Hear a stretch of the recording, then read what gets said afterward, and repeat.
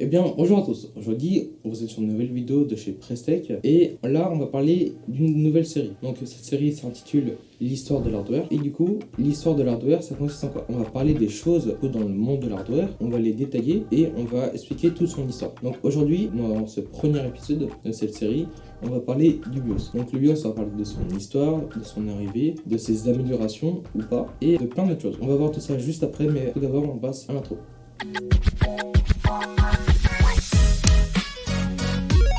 Et du coup, on se retrouve juste après l'introduction. Donc, tout d'abord, le BIOS, c'est Basic Input Output System, ou comme son nom l'indique, ça entre et ça sort de votre système. Le créateur du premier BIOS est Gary Kildall. Il a été créé sur l'OS CP/M en 1975, soit 30 ans après la fin de la Seconde Guerre mondiale. Donc, du coup, le système d'exploitation CP/M, là où le premier BIOS a été créé, et bien du coup, est arrivé sur le mythique IBM PC. Et là, je parlais de tout ça en 1975, voire 1980 pour certains PC, et tout ça seulement 30 à 35 ans après la fin de la Seconde Guerre mondiale. Alors que vous le savez tous, après la fin de la Seconde Guerre mondiale, c'était une très grosse crise économique pour quasiment tout le monde entier. Du coup, surtout grosse crise économique du côté des Américains. Du coup, Intel, vu que c'est une entreprise fondamentalement américaine, c'était dur, même s'il n'a pas été encore créé jusqu'à là. Mais quand même, de se dire que 30 ans après la guerre, avoir ça, avoir des PC, une nouvelle technologie qui arrive, un nouveau fonctionnement qui arrive, c'est juste incroyable. Et donc du coup, je vous ai dit le créateur du BIOS, plateformes qui ont été utilisées pour ce BIOS et l'OS, mais je vous ai pas parlé de c'est quoi le BIOS et quelle est son utilité. Donc du coup, c'est très simple. Le BIOS, ça sert à quoi? Le BIOS, d'où son nom, Basic Input Output System, ça va vérifier tout votre système, tous vos périphériques, tous les composants. Le BIOS charge le système d'exploitation et du coup, ce BIOS, il est conçu pour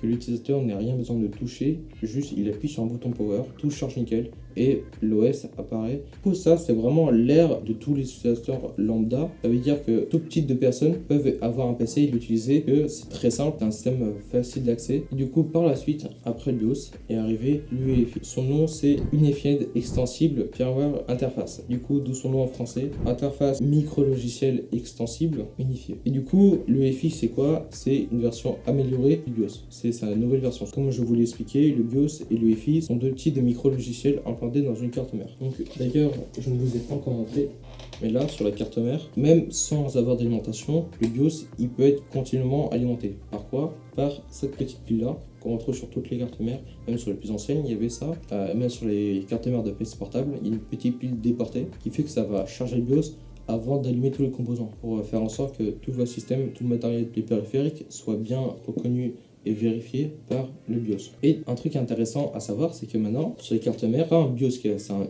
UEFI. Et comment je le sais? Parce que le BIOS, comme vous pouvez le voir à l'écran, ça ressemble à ça. Alors qu'un UEFI, ça ressemble à ça. Comme vous pouvez le voir, un UEFI est beaucoup plus proche de ce qu'on voit actuellement, car le BIOS, c'est que des phrases, etc. écrites, alors que l'UEFI, vous avez vraiment une vraie interface avec des boutons cliquables, etc.